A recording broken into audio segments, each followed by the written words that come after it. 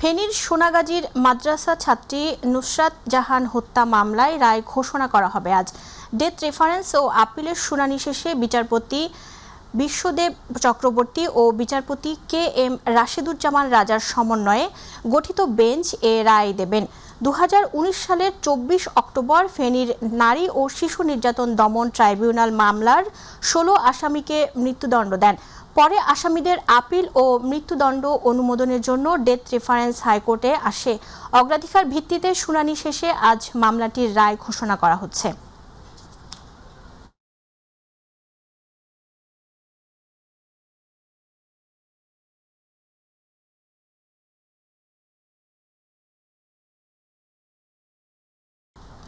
দর্শক, এই মুহূর্তে হাইকোর্ট থেকে আমাদের সাথে সরাসরি যুক্ত হচ্ছেন সহকর্মী SM আরিফ। আরিফ, মাদ্রাসা ছাত্রী নুসরাত জাহান রাফি হত্যা মামলায় হাইকোর্টের রায়ের কোনো খবর থাকলে বিস্তারিত জানাবেন।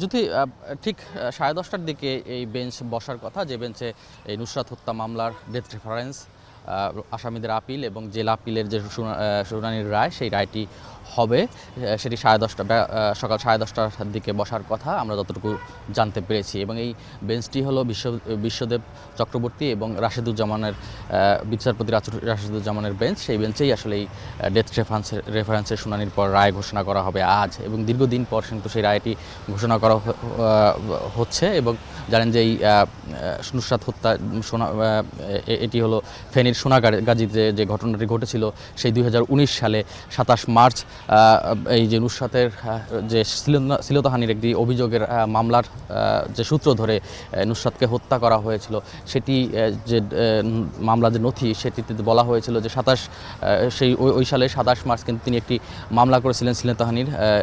ওই তিনি যে মাদ্রাসা পড়তেন, সেই মাদ্রাসার অধ্যক্ষের বিরুদ্ধে। এবং সেই মাদ্রাসার অধ্যক্ষের বিরুদ্ধে মামলা করার পর তিনি বিভিন্নভাবে চাপ প্রয়োগ করেছিলেন সেই মামলা তুলে না নেওয়ার কারণে কিন্তু 6 এপ্রিল ওই বছরেই 6 এপ্রিল নুসরাতকে আসলে ওই মাদ্রাসার যে সেই ছাদে নিয়ে গিয়ে তাকে তার গায়ে কেরোসিন ঢেলে দিয়ে আগুন ধরিয়ে দেওয়া হয়। এবং তারপরে আসলে দীর্ঘ সময় চিকিৎসার পর ওই 10 এপ্রিল তিনি মারা যান এই বার্ন ইউনিটে। এবং এরপরে একটি মামলা হয়, তার ভাই মামলা করেন। এবং সেই মামলায় বিচারিক যে আদালত, সেখানে আসলে নারী এবং শিশু নির্যাতন দমন যে আইন, সেই আইনে আসলে এই বিচারিক কার্যক্রম চলে। এবং এরপরেই কিন্তু 16 জনকে ফাঁসির আদেশ দেওয়া হয় বা মৃত্যুদণ্ড দেওয়া হয়। এরপর সেই মামলাটি আসলে ডেথ রেফারেন্সের জন্য এই হাইকোর্টে আসে। এবং দীর্ঘদিন কিন্তু সেই হাইকোর্টে আসার পর আমরা দেখেছি যে এই বছরেই কিন্তু এই হাইকোর্ট বিশেষ করে প্রধান বিচারপতি যে নারী এবং শিশু নির্যাতন দমন আইনের যে মামলাগুলো আছে, সেগুলো দ্রুত নিষ্পত্তির জন্য একটি আলাদা বেঞ্চ গঠন করে দেন। এবং তারপরে কিন্তু এই সংক্রান্ত যে মামলাগুলো, সেগুলো আসলে গতি পায়। এবং গত মাসে আমরা দেখেছি গত জুলাইতে কিন্তু এই মামলাটির শুনানিটি শুরু হয়। এবং সেই মামলার শুনানি শেষেই আজকে আসলে রায়ের জন্য দিন ধার্য করেন যে বেঞ্চের কথা বলেছিলাম, বিচারপতি বিশ্বদেব চক্রবর্তী এবং বিচারপতি রাশেদুজ্জামানের যে বেঞ্চ, সেই বেঞ্চেই আসলে কিছুক্ষণ পরে, যেটি বলছি 10:30টার দিকে, এই মামলাটির যে আপিল শুনানি এবং জেলা আপিল সহ ডেথ রেফারেন্সের শুনানি, সেই রায় ঘোষণা করা হবে। এবং জানেন যে কোনো মৃত্যুদণ্ড রায়ের যে রায় কার্যকরের জন্য আসলে ডেথ রেফারেন্সটা খুব জরুরি। সেটি হাইকোর্ট বেঞ্চ থেকে নিতে হয় এবং সেটি হাইকোর্ট বেঞ্চ দিয়ে থাকেন। এবং সেখানে আসলে অনেক সময় মামলার মেরিট বুঝে বা মামলার সেখানে শুনানি শেষে কিন্তু অনেক সময় সেই কারো যারা আসামিরা রয়েছেন, তাদের সাজা কম বেশি হতে পারে। তবে এই ক্ষেত্রে 16 জন যে আসামি রয়েছেন, তাদের কিন্তু মৃত্যুদণ্ড দেওয়া হয়েছে। সেই 16 জন আসামির ভাগ্যে কী আছে, সেটি আসলে জানা যাবে এই রায় ঘোষণার পরেই। তাদের সাজা কমবে কিনা সেটি আসলে এই রায়ের পরেই কিন্তু বোঝা যাবে। তবে এখন পর্যন্ত আমরা যেটুকু জানতে পেরেছি, 10:30টায় এই রায় ঘোষণা শুরু হবে। আর এটি কিন্তু একটু চাঞ্চল্যকর ঘটনা। সারা দেশেই কিন্তু এই ঘটনাটি চাউর হয়েছিল সেই সময়।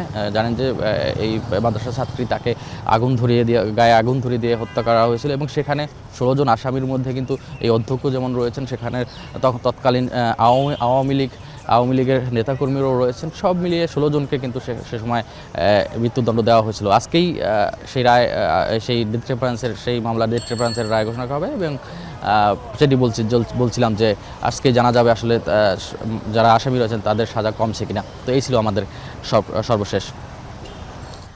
আরিফ, আপনাকে ধন্যবাদ। দর্শক, হাইকোর্ট থেকে যুক্ত ছিলেন সহকর্মী SM আরিফ। গাজীপুরের কালিয়াকৈরে তীব্র গ্যাস সংকটে চরম ভোগান্তিতে পড়েছেন সিএনজি চালিত অটোরিকশা চালক, ব্যক্তিগত গাড়ির মালিক, অ্যাম্বুলেন্স চালক ও সাধারণ মানুষ। গ্যাসের স্বল্প চাপের কারণে অধিকাংশ সিএনজি ফিলিং স্টেশনে দেখা যাচ্ছে গাড়ির দীর্ঘ লাইন। ঘন্টার পর ঘন্টা অপেক্ষা করেও কাঙ্ক্ষিত পরিমাণ গ্যাস পাচ্ছেন না চালকরা। অনেককে আবার খালি হাতেই ফিরতে হচ্ছে।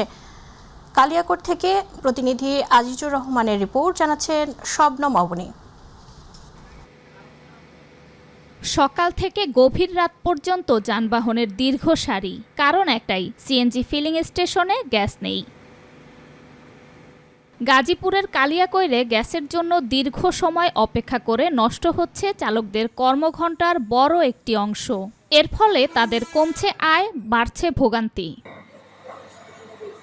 এদিকে তীব্র গ্যাস সংকটের মধ্যেও কিছু ভারী যানবাহনকে অগ্রাধিকার দিয়ে গ্যাস সরবরাহ করা হচ্ছে বলে অভিযোগ লাইনে অপেক্ষারত চালকদের। আমরা গ্যাসের জন্য দিনের পর দিন কষ্ট করি, কিন্তু কোম্পানির লরি গাড়ি ঠিকই গ্যাস পাচ্ছে, আমরা পাচ্ছি না। আমরা এত টাকা দিতে পারি না দিকে আমাদের গ্যাস দিচ্ছে না। ফিলিং স্টেশন কর্তৃপক্ষ বলছে চাহিদার তুলনায় সরবরাহ কমে যাওয়ায় তারা স্বাভাবিকভাবে গ্যাস দিতে পারছে না। কাগো গ্যাস না দিয়ে আপনি গ্যাস দিচ্ছেন কাগো না দিছি তো না লরি লাভ নেই না দিছি তো দিতাছে তো স্যার, ওদের পারমিশন ছাড়া তো আমরা কিছু জি ক্ষতি তো অবশ্যই জি। শুধু সিএনজি ফিলিং স্টেশন নয়, গ্যাসের স্বল্প চাপের প্রভাব পড়েছে আবাসিক এলাকাগুলোতেও।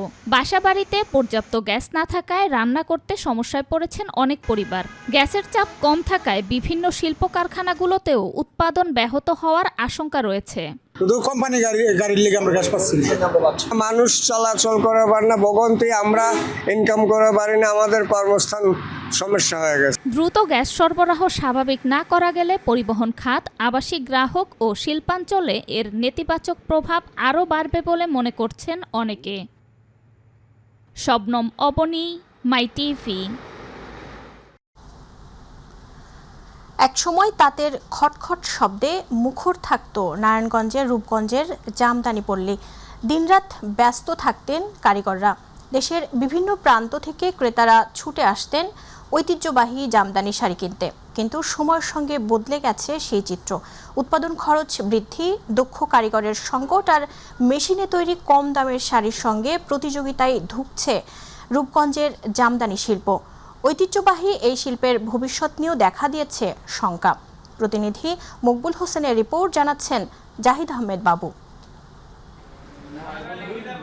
রূপগঞ্জের তারাব নোয়াপাড়া বিসিক জামদানি শিল্পনগরী। তাঁতের খটখট শব্দে এখনো তৈরি হয় বাহারি নকশার জামদানি।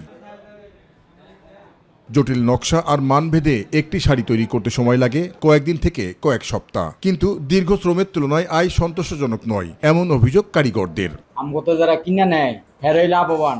আমগো তো মহাজনরা নিলে একটা কাপড় 5,000 10,000 টাকা লাভ করে। এক সপ্তাহ শাড়িটার দাম আছে 12,000 টাকা। আর শাড়ি ডিজাইন বুঝিয়ে আবার শাড়ির দাম আছে। শাড়ির দাম কমে আছে গা, কিন্তু শাড়ির যে কাঁচামাল আছে ওগুলির দাম বেড়ে আছে গা, বা দ্রব্যমূল্যের দাম বেড়ে আছে গা। আমরা এটার এখন টিকে রাখাটা অনেক দুষ্কৃতকারী হয়ে যেতেছে আমাদের জন্য। আর এর সঙ্গে যোগ হয়েছে সুতা ও অন্যান্য কাঁচামালের বাড়তি দাম। বেড়েছে জীবনযাত্রার ব্যয়ও, ফলে অনেক দক্ষ কারিগর পেশা বদল করছেন। আমাদের বাজার খারাপ, আগের চেয়ে বাজার খারাপ হলে আমাদের সুতার দাম বেড়ে আছে গা, জরির দাম বেড়ে আছে। আঙ্গ প্রোডাকশন কম তো, 18 ঘন্টা ডিউটি করে আমরা প্রোডাকশন বেশি পাই না। সর্বনিম্ন এক সপ্তাহ, এর উপরে কতদিন লাগে এটা কোনো নির্ধারিত টাইম। বর্তমানে যে অবস্থা জামদানির, এই ক্ষেত্রে মনে করেন একজন শ্রমিক রাখতে গেলে 1 লাখ 1.5 লাখ 2 লাখ টাকা করে দাদন দিয়ে রাখতে হয়। আর জামদানি শাড়ি তেমন ভাবে এখন বেচা কিনাও হয় না। শুধু কারিগর সংকটই নয়, বাজারেও কঠিন প্রতিযোগিতার মুখে পড়েছে হাতে তৈরি জামদানি। মেশিনে তৈরি শাড়ি ও কম দামের বিকল্প পণ্যের দাপটে প্রকৃত কারিগর ও ক্ষুদ্র উদ্যোক্তাদের টিকে থাকাই এখন বড় চ্যালেঞ্জ। তাঁতিদের যে বংশ পরম্পরায় তাঁত শিল্পটাকে ধরে রাখা, এটা তাদের মধ্যে প্রবণতাটা কমে যাচ্ছে, যার কারণে তাঁতি কমে যাচ্ছে। দক্ষতাতে কমে যাচ্ছে। তো দক্ষতাতে কমে গেলে আসলে জামদানি শিল্পটাকে টিকিয়ে রাখা একটা চ্যালেঞ্জ হয়ে যাবে। সেই জন্য আমরা 2024 সাল থেকে আমরা আমাদের এই জামদানি শিল্পনগরী কার্যালয়ের মাধ্যমে আমরা বেসিক জামদানি বুনন প্রশিক্ষণের কর্মসূচি চালু করেছি। সরকারি সহায়তা, কারিগরদের ন্যায্য পারিশ্রমিক, কাঁচামালের সহজলভ্যতা এবং দেশি বিদেশি বাজার সম্প্রসারণ এই শিল্পকে টিকিয়ে রাখতে এখন প্রয়োজন জরুরি কার্যকরী উদ্যোগ। আমাদের যে জামদানি পণ্যটি রয়েছে এটা শুধুমাত্র শাড়ির মধ্যে নির্ভরশীল। এখন শাড়ি কিংবা জামা পরীক্ষামূলক আমরা 4টি তৈরি করেছি। এই 4টি আমরা মাননীয় প্রধানমন্ত্রীর কাছে পাঠাচ্ছি এই মাসের মধ্যেই। ওনারা দেখে যাচাই বাছাই করবেন, যদি এটি সাকসেসফুল হয় তাহলে ইন্টারন্যাশনালি গ্লোবাল মার্কেটে আমরা এই জামদানির নতুন ডাইভার্সিটি একটা প্রোডাক্ট আমরা লঞ্চ করতে পারবো। রূপগঞ্জের তাতে এখনো বোনা হচ্ছে ঐতিহ্যের গল্প, কিন্তু সেই তাতে শব্দ যেন থেমে না যায় তার জন্য প্রয়োজন সময়োপযোগী উদ্যোগ ও টেকসই পরিকল্পনা। কারণ জামদানি শুধু একটি শাড়ি নয়, এটি বাংলাদেশের পরিচয়ের একটি অনন্য অংশ। জাহিদ আহমেদ বাবু, মাই টিভি। গাজীপুরের কালিয়াকৈর উপজেলার পাশাগেট এলাকায় ঢাকনা না থাকা সেপটিক ট্যাঙ্কে পড়ে ঐশী রানী রায় নামে এক শিশুর মর্মান্তিক মৃত্যু হয়েছে। গতকাল সন্ধ্যায় এ ঘটনা ঘটে। নিহত ঐশী রানী রায় দিনাজপুরের ফুলবাড়ী উপজেলার শমশেরনগর এলাকার শীতল চন্দ্র রায়ের মেয়ে। সে পাশাগেট এলাকায় মোজার বাড়িতে ভাড়াটিয়া হিসেবে পরিবারের সঙ্গে বসবাস করত। স্থানীয় সূত্রে জানা গেছে বাড়ির সিঁড়ির নিচে থাকা সেপটিক ট্যাঙ্কটির ঢাকনা না থাকায় অসাবধানতাবশত শিশুটি সেখানে পড়ে যায়। পরে তাকে উদ্ধার করে চিকিৎসার জন্য নেওয়া হলেও শেষ পর্যন্ত তার মৃত্যু হয়। এই ঘটনায় বাড়ির মালিকের গাফিলতির অভিযোগ তুলেছেন। খুলনার লবণচড়ার চাঞ্চল্যকর জোড়া হত্যা মামলার আরও 2 আসামি গ্রেপ্তার। মূল পরিকল্পনাকারী সাইফি গ্রেপ্তারের পর এবার গোপালগঞ্জের টুঙ্গিপাড়া থেকে গ্রেপ্তার করা হয়েছে মঞ্জুরুল হত্যা মামলার আরও 2 আসামি ফারুক ও কদরকে। এর আগে 21 আগস্ট এই ঘটনার মূল হোতা শীর্ষ সন্ত্রাসী আলামিন হাসান সাইফি ও তার 2 সহযোগীকে রিভলভার 1 শুটার গানসহ গ্রেপ্তার করেছিল র্যাব। 19 আগস্ট 80 বিঘা এলাকায় 2 গ্যাংয়ের আধিপত্য বিস্তার ও কুন্দলে 3 ঘন্টার ব্যবধানে প্রকাশ্যে কুপিয়ে ও গুলি করে হত্যা করা হয় নাজমুল ও মঞ্জুরুল নামে 2 যুবককে। সাইফি বাহিনীকে জিজ্ঞাসাবাদের পর পাওয়া তথ্যের ভিত্তিতেই আত্মগোপনে থাকা ফারুক ও কদরকে গ্রেপ্তার করা সম্ভব হয়েছে বলে জানায় র্যাব।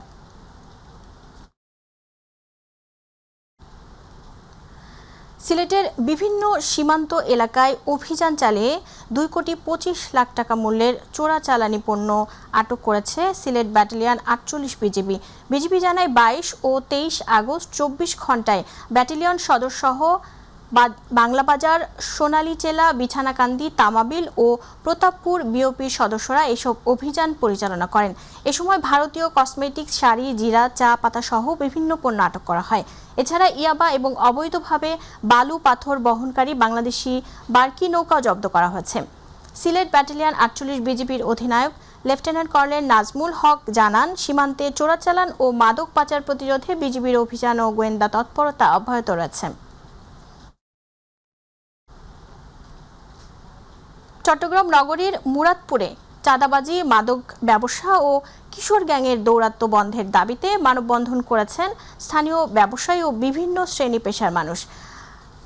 হামজারবাগ এলাকায় আয়োজিত মানববন্ধনে বক্তারা বলেন, মুরাদপুর এলাকায় এসব কর্মকাণ্ডের কারণে সাধারণ মানুষ ও ব্যবসায়ীদের মধ্যে উদ্বেগ তৈরি হয়েছে। বক্তারা বলেন, রাজনৈতিক বা সামাজিক কোনো পরিচয়ে অপরাধের ক্ষেত্রে ঢাল হতে পারে না। পাশাপাশি এলাকায় চাঁদাবাজি ও মাদক বিরোধী অভিযান জোরদারের দাবি জানান তারা।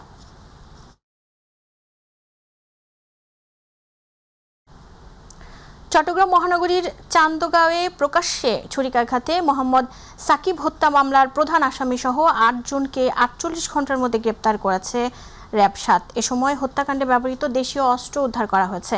নগরীর চান্দগাঁও র্যাব 7 কার্যালয়ে সংবাদ সম্মেলনে এসব তথ্য জানান লেফটেন্যান্ট কমান্ডার মোহাম্মদ তাহিদুল ইসলাম। তিনি জানান, তথ্য প্রযুক্তি ও গোয়েন্দা তথ্যের ভিত্তিতে অভিযান চালিয়ে মামলার 1 এবং 2 ও 3 নম্বর এজাহার নামীয় আসামিসহ মোট 8 জনকে গ্রেপ্তার করা হয়। তাদের কাছ থেকে একটি দেশীয় তৈরি চাইনিজ কুড়াল ও একটি সুইচ গিয়ার ছুরি উদ্ধার করা হয়। ঘটনাস্থল হতে যে 2টি বাইকে করে পালিয়েছিল ওই 2টি বাইক আটক করি এবং আসমান এবং হোসেনকে গ্রেফতার করি। হত্যাকাণ্ডে ব্যবহৃত আলামত দেশীয় তৈরি চাইনিজ কুড়ালটি ফয়সালের গ্যারেজ হতে উদ্ধার করি এবং ফয়সালকে আটক করি। আমরা পরবর্তীতে ঈদগাঁও থানায়ও অভিযান করি এবং অভিযান করে সেখান থেকে আসামি ইমন, শাহেদ এবং সাকিবকে গ্রেফতার করতে সক্ষম হই। চট্টগ্রামের সন্দ্বীপ উপজেলা ছাত্রদলের সদস্য সচিব শহীদুল ইসলাম শহীদের বহিষ্কারাদেশ প্রত্যাহারের দাবিতে বিক্ষোভ মিছিল ও সমাবেশ করেছেন বিভিন্ন ইউনিটের নেতাকর্মীরা। গতকাল সন্দ্বীপের এনাম নাহার মোড়ে আয়োজিত কর্মসূচিতে বক্তারা বলেন, দাবি আদায় না হওয়া পর্যন্ত সাংগঠনিকভাবে আন্দোলন চালিয়ে যাবেন। সমাবেশে বিভিন্ন ইউনিয়ন ও কলেজ ছাত্রদলের নেতারা বক্তব্য দেন।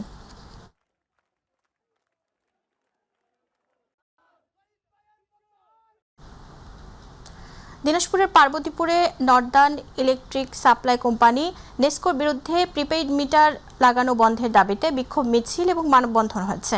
উপজেলা নাগরিক কমিটির উদ্যোগে রোববার শহরের ঢাকা মোড় এলাকায় এ কর্মসূচি পালন করেন তারা। এ সময় প্রিপেইড মিটার বন্ধে সংশ্লিষ্টদের হস্তক্ষেপ কামনা করেছেন আয়োজকরা।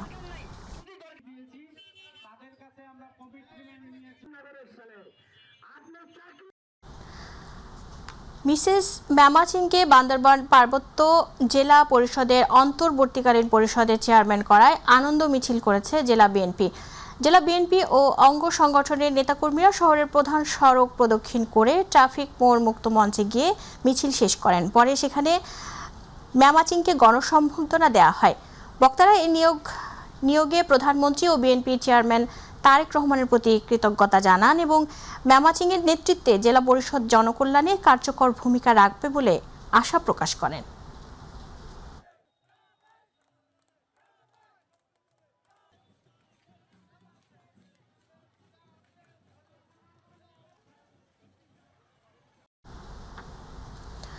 রাজবাড়ীর গোয়ালন্দে ফারুক শেখ হত্যা মামলার রহস্য 24 ঘন্টার মধ্যে উদ্ঘাটনের দাবি করেছে পুলিশ। এ ঘটনায় নিহতের আপন ছোট ভাই সহ 3 জনকে গ্রেপ্তার করা হয়েছে। পুলিশের দাবি 3000 টাকার বিনিময়ে ভাড়াটে খুনি দিয়ে ঘুমন্ত ফারুককে কুপিয়ে হত্যা করানো হয়।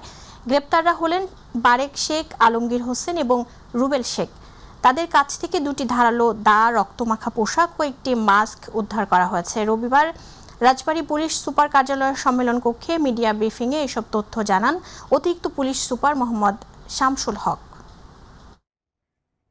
এই 3 জনকে আমাদের গোয়ালন্দ থানা পুলিশ গত 23 তারিখ রাত আনুমানিক 1টার দিকে আমরা অ্যারেস্ট করি। পরবর্তীতে বারেক শেখ এবং বারেক শেখের তথ্যের ভিত্তিতে তার 2 সহযোগী সদস্যদেরকে গোয়ালন্দ থানাধীন এলাকা থেকেই অ্যারেস্ট করা হয় এবং তাদের দেয়া তথ্যের ভিত্তিতে এই হত্যাকাণ্ডে ব্যবহৃত 2টি ধারালো দা, তাদের পরনের গেঞ্জি এবং প্যান্ট, পাশাপাশি মাস্ক আমাদের গোয়ালন্দ থানা পুলিশ এবং ডিবি পুলিশ সদস্যরা রিকভার করে। নীলফামারীর জলঢাকায় ফ্যামিলি কার্ড শুমারির তথ্য সংগ্রহকারী ও সুপারভাইজার নিয়োগে দলীয়করণ ও অনিয়মের অভিযোগ তুলে মানববন্ধন ও বিক্ষোভ মিছিল করেছে সচেতন নাগরিকরা। রোববার পৌর শহরের 0 পয়েন্টে সচেতন জলঢাকাবাসীর ব্যানারে এই কর্মসূচি পালন করা হয়।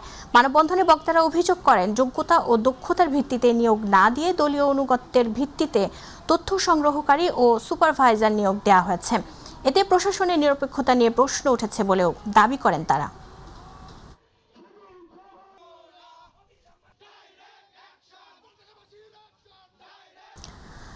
দর্শক, শেষ করছি ভিন্ন একটি খবর দিয়ে। মূল্যস্ফীতির এক যুগে 1 টাকায় কি মেলে, এমন প্রশ্ন উঠলে উত্তর খুঁজে পাওয়া কঠিন। তবে এই সময়েও ভোজন রসিক মানুষের কাছে 1 টাকার পেঁয়াজু যেন স্বস্তির ছোট্ট এক টুকরো গল্প। নীলফামারীর সন্ন্যাসীতলা বাজারে ব্যবসায়ী আপন আহমেদের ভাই ভাই স্টোরে মাত্র 1 টাকায় মিলছে পেঁয়াজু। দাম 1 টাকা হলেও এর পেছনের গল্পটা অনেক বড়। প্রতিনিধি সোহাগ ইসলামের পাঠানো তথ্য ও চিত্রে জুবাইর রহমানের ডেস্ক রিপোর্ট।